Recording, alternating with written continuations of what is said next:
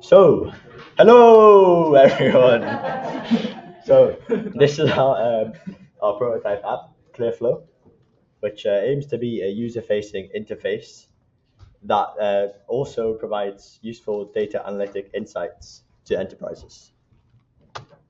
So, our main goals are to notify and bring awareness to water quality levels in rivers, and also to provide insights into health risks and solutions.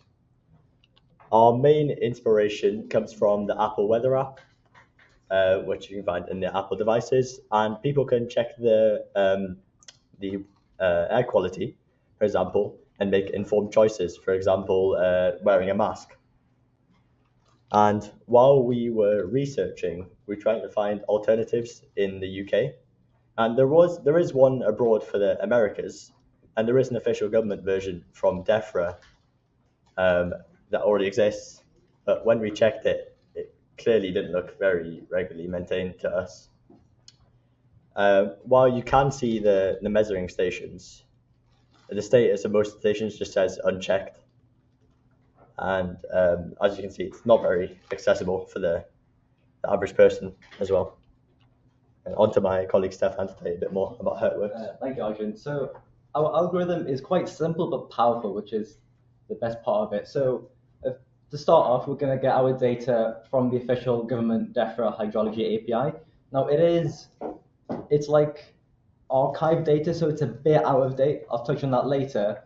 But our goal is to get maybe some insider data or sensors that let us get real-time information on, for example, river water, temperature, date, dissolved oxygen, etc., and more. Now, the interface is going to be quite simple. We're going to have two interfaces. This is the user-facing interface, where the user, to be honest, anyone on the street is not going to get an app to check their water quality. This is mostly for those people who actually care, those environmentally conscious people. And it's really as good as you can go on your phone and just check for your local river how these water companies are treating the water, how effective they are being with their monitoring and stuff like that. So there is a general overall heuristic score that just tells you whether the water quality is good, bad, etc. And then you can campaign for extra things like improved quality. And then if you want some more further in-depth information, we do provide the data we use, so then you know that the score that we calculate is legitimate. So on the top of there, you will see pH level, dissolved oxygen, turbidity, and nitrate concentration. And then that's the interface. But there are some limitations. So not all measurements are provided by the government for things like calcium carbonate. Or maybe nitrates. Like these things aren't governmentally mandated. You don't need to provide these information, but it could be useful for people to get more insight on their water. And then lastly, some stations, like the closest station to you, might be out of date. I think the one near the time that we use, I think the last reading was in 2023 at the end of that year. But of course, if we get more data, more real-time data, that can help us. So what we propose to fix these limitations is we're going to mix citizen scientist data with the DEFRA data that we already have. So we can get data such as the calcium carbonate, so we can see whether the water is hard or soft in the areas. Hard water is over 200 milligrams of calcium in the water. Milligrams per litre, something like that. And below 100 is soft. So we'll be able to add the citizen scientist data with our algorithm. So we can present more data than what the DEFRA already presents. So we're going to target low quality areas.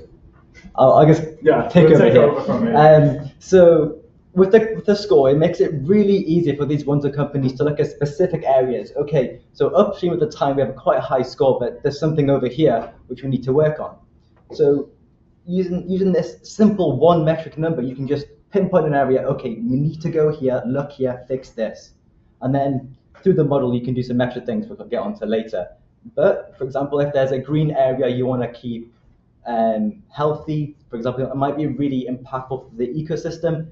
You might make, for example, this area must have at least 80 score, for example.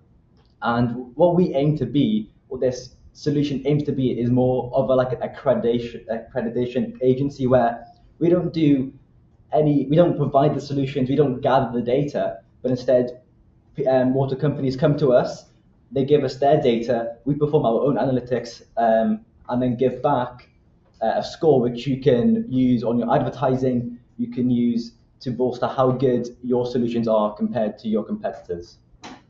And then back to Elliot. We also made a machine learning model which can predict future forecast measurements for quality.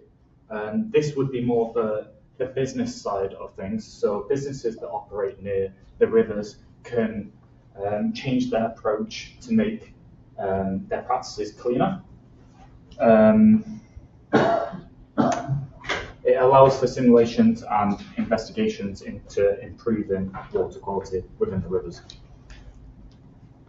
So this is our example model. As you can see, it's not the best, but we do still get the same flow. Obviously, it doesn't hit the points, but we do get like the same. Yeah. So you get the gist. Yeah. It's a bit more conservative. It's not going to give you like, oh, you're doing really, really good. It's going to force you to make even better decisions to try and make your water even better. And this one AI model has massive implication, more than we just infer here, because you could use this to. Actually, I forgot what I was going to say, to be honest. But it does have big implications, because you can, for example, okay, so let's say you've noticed an increase in a specific nitrate, or the temperature's getting higher. You can take the data, put it into another system where you can analyze it, and then tweak certain parameters, put it back into the model, and see how those lines change. And from there, you can pretty much unlock the power of data. Data is so powerful that you can model everything in a computer, and given enough resources and time, you can make this as good as you want. So we can visualize the data in ArcGIS as well. So we can create layered maps which are color-coded, and then we can have interactive pop-ups. So when you click on them, it will tell you the water quality in the area. And also heat maps for where the water quality is bad. And then we can just visualize the waterways. Yep. You start a little bit on. So with the visualizations combined with the data analysis, you can, as I was mentioned earlier, you can use ArcGIS to pinpoint certain areas. So the heat maps could give you an indication of hotspots where there are more, for example, E. coli. So in the data set, we didn't include the Northumbria water indicators, but of course, with the algorithm, you can easily incorporate that. And for example, you can see hotspots, and then see how that relates to the additional layers we have, and then visualize, okay, this area has more nitrates, how might this affect things? I just remembered what I was going to say on the previous slide. So, it's just gone. Something to do with E. coli.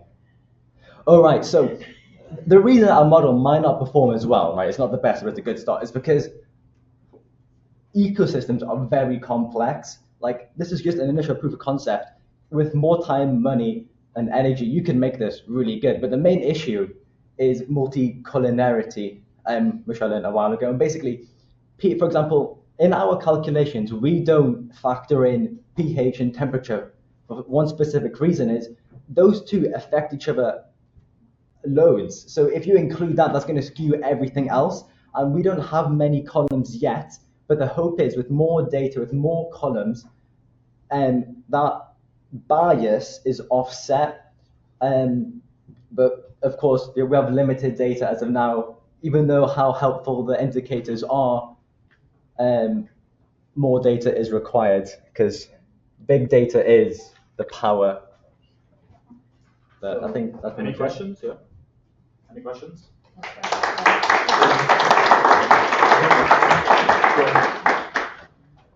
guess you could, that machine learning model could be like unsupervised machine learning, so it just gets better and better because it's predicting and then it's reading the actual result and then it's refining its own sort of like accuracy over time, I guess. Yeah.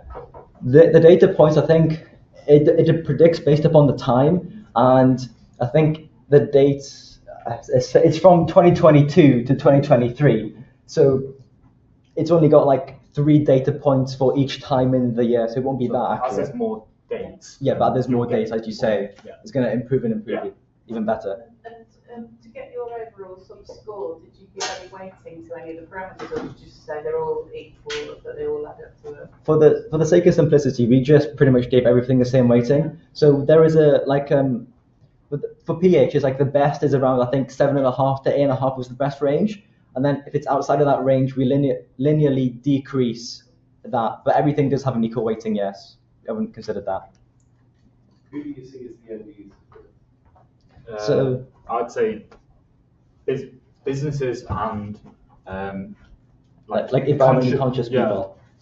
because businesses can see how to clean up their practices if they and then environmentally conscious people and just everybody as well, because everything comes from the water. Fish comes from the water. Even some drinking water comes from the water. So in your overall score, your rating, do you think businesses and environmentalists have got the same demand in terms of quality? I mean, it's definitely more emphasis on the business side because whilst the average person can campaign for better water quality, the businesses is mainly our focus here. So at the start, we do have a simple interface, but that's mostly for the public. Like it's a public service, but our main focus is the enterprise side. It's a question that relates to that. How would you differentiate between the public wanting clean water to go swimming and the environmentalists wanting nice water to drink? Because they're two completely different sets of standards. I see. So that's a very good point. So we could have 2 water scores, I guess. We could have one that measures marine life and then another for like bathing. And the algorithm, you just have to change the weightings of each parameter and it's just simple from there. Last question, you talked about filling in the gaps with citizen science data. Did you envisage tapping into other like repositories of citizen science data? So you're not intending for this to necessarily collect. You don't want to collect the data, but you want to tap into the data that is being collected wherever it might reside. Yeah. we could use someone else's system. Well, we can use someone else's system to, like the previous group. Yeah, so the previous group. The previous group system to get the data, and then it will go. Yeah, it'll fit nicely together.